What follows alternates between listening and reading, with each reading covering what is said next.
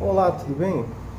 Meu nome é Renato, eu sou psicólogo e vim aqui tratar um assunto sobre ansiedade. O que é ansiedade? O que pode levar uma pessoa a desenvolver uma ansiedade? Quais sintomas ela pode ter como característica que leva à conclusão de um diagnóstico de ansiedade? E vamos aqui falar também o que é isso, né? Ansiedade. A ansiedade, ela é dividida em vários tipos de transtornos. Temos o transtorno de ansiedade generalizada, que é o TAG. Esse é o mais comum na população. E como o Brasil é um país de pessoas mais ansiosas do mundo, aqui a população brasileira é reconhecidamente, mundialmente, uma das pessoas que mais existem, pessoas portadoras do transtorno da ansiedade.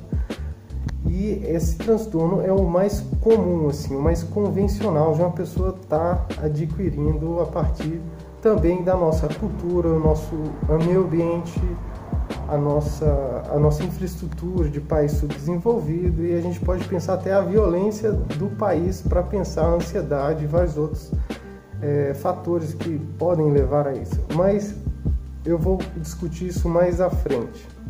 Outro transtorno que está relacionado à ansiedade é a síndrome do pânico. A síndrome do pânico ela é comum nas pessoas que têm as crises de pânico. O que são as crises de pânico?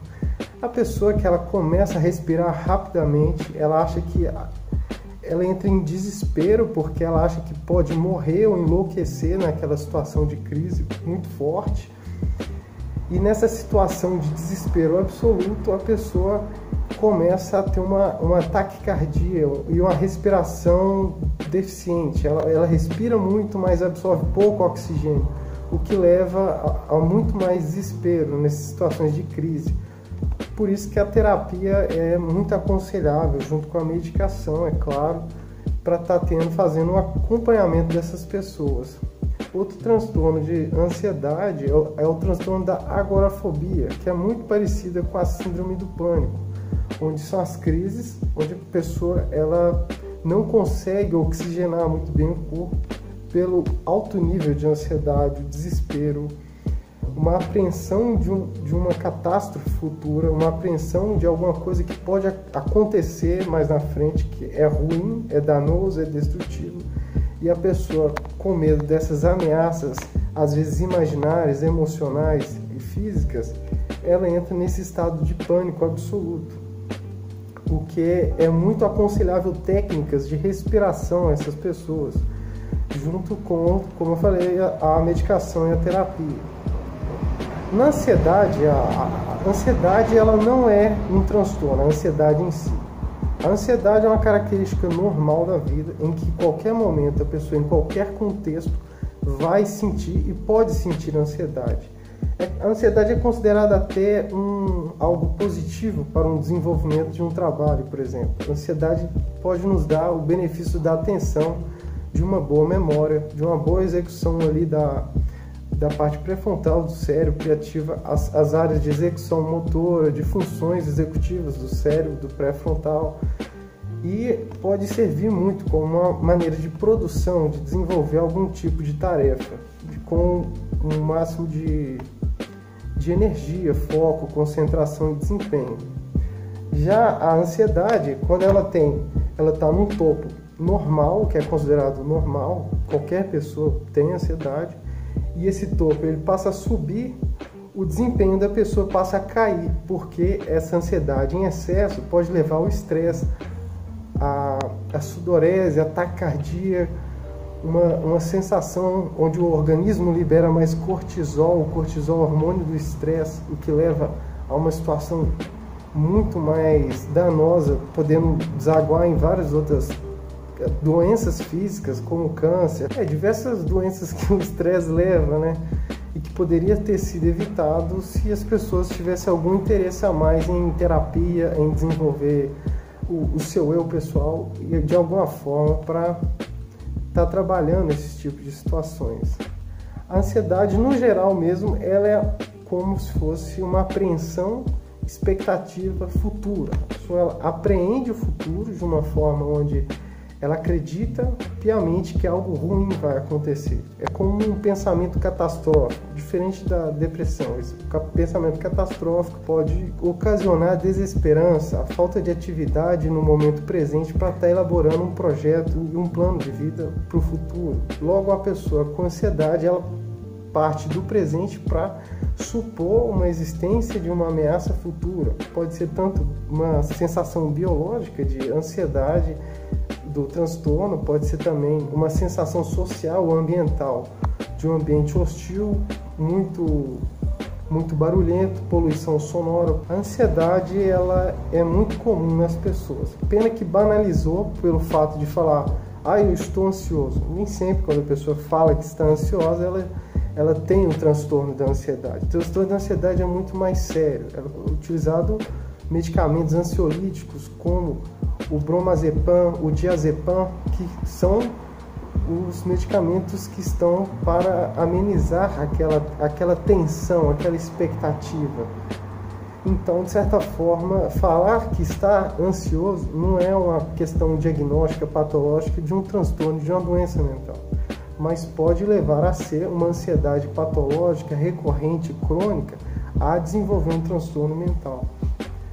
Pessoas que foram, por exemplo, assaltadas, que estiveram em uma situação de um estresse muito intenso, como um assalto à mão armada, uma tentativa de homicídio, essas pessoas, ou um quase atropelamento, quando a pessoa sente que quase bateu o carro ou quase foi atropelada, ela tem uma sensação de pânico. Ela entra numa situação assim de stand-by, a pessoa fica parada e não consegue reagir. O que é isso? Quando a pessoa está nessa situação de estresse muito intenso, a amígdala lá do cérebro, ela libera a noradrenalina produzida no cérebro, que leva lá nas glândulas suprarrenais a adrenalina e a sensação de pânico. E a amígdala libera, ou o ser humano ele pode fugir da situação estressante intensa, ou ele pode confrontar, lutar. E essa é uma reação primitiva do nosso organismo.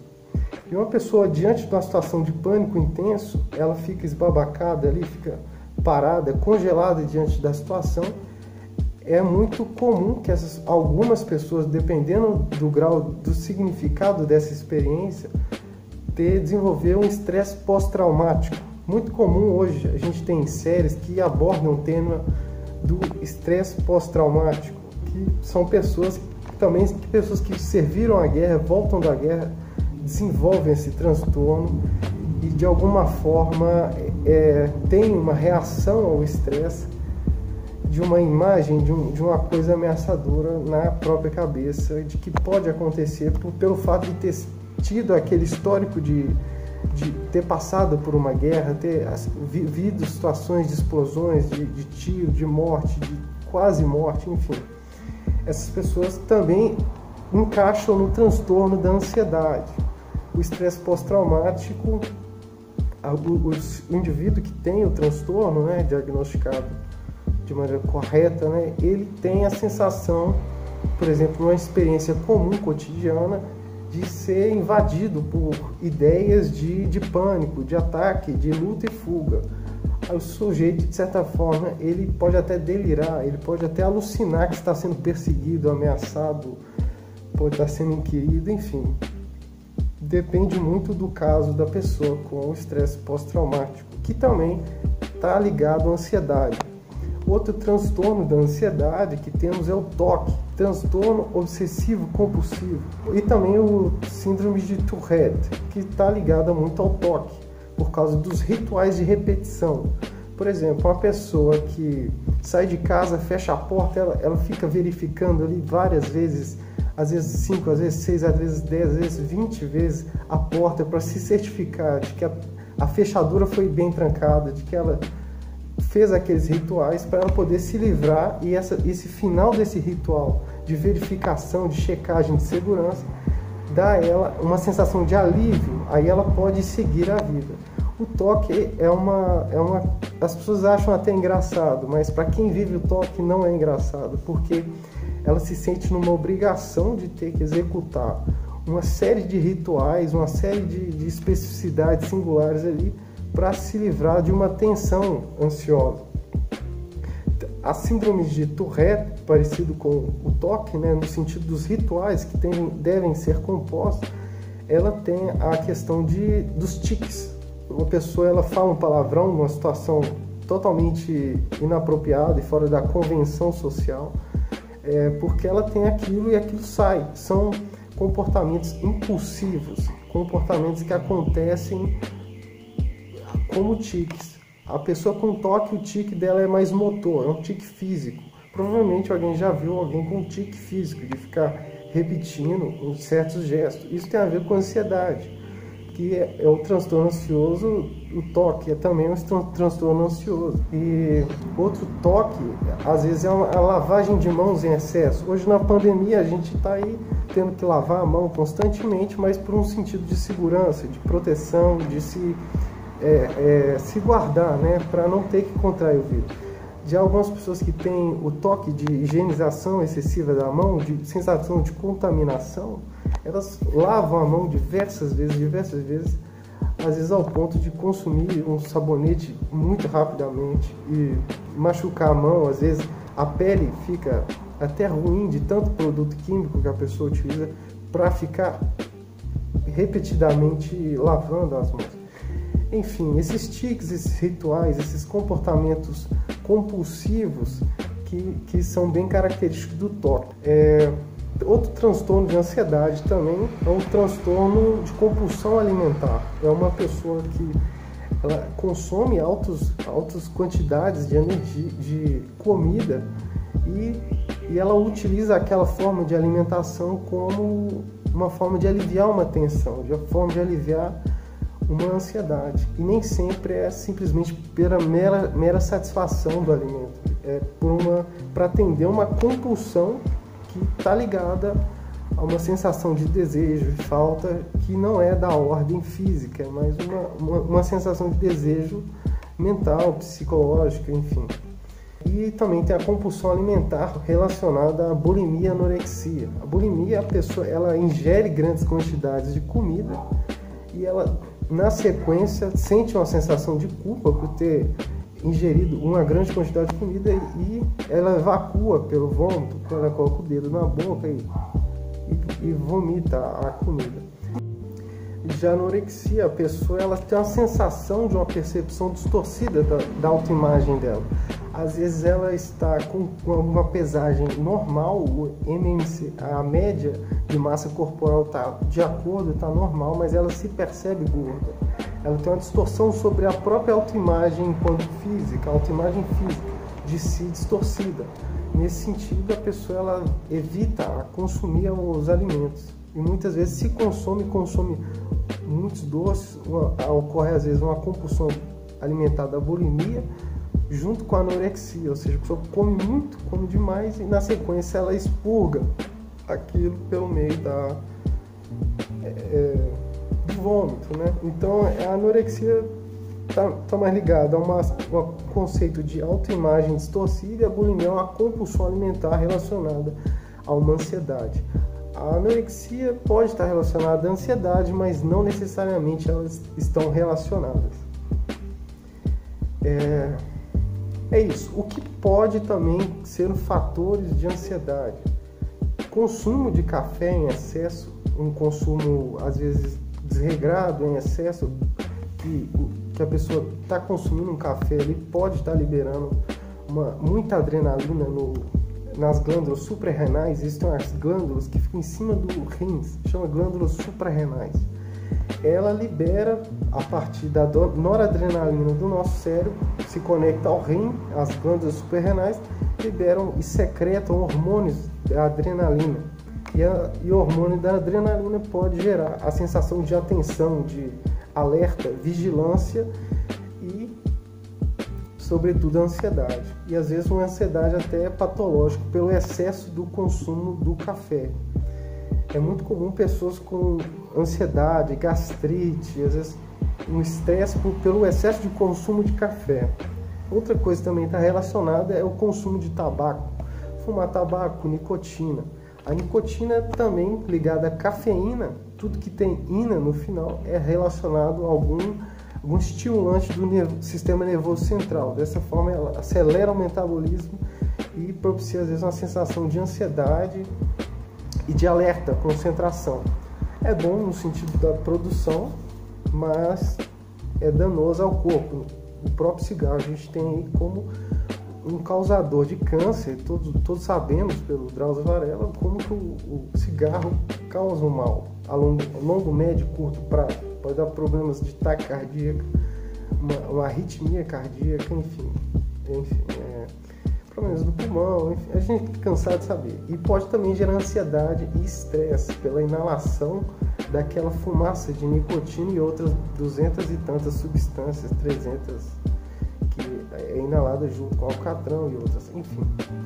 Outra coisa que pode gerar ansiedade é uma noite de sono mal dormida, uma qualidade do sono prejudicada, seja por não conseguir dormir, insônia, seja por estresse, pensamento muito acelerado, cabeça a mil, a pessoa não consegue desligar para poder estar dormindo um pouco.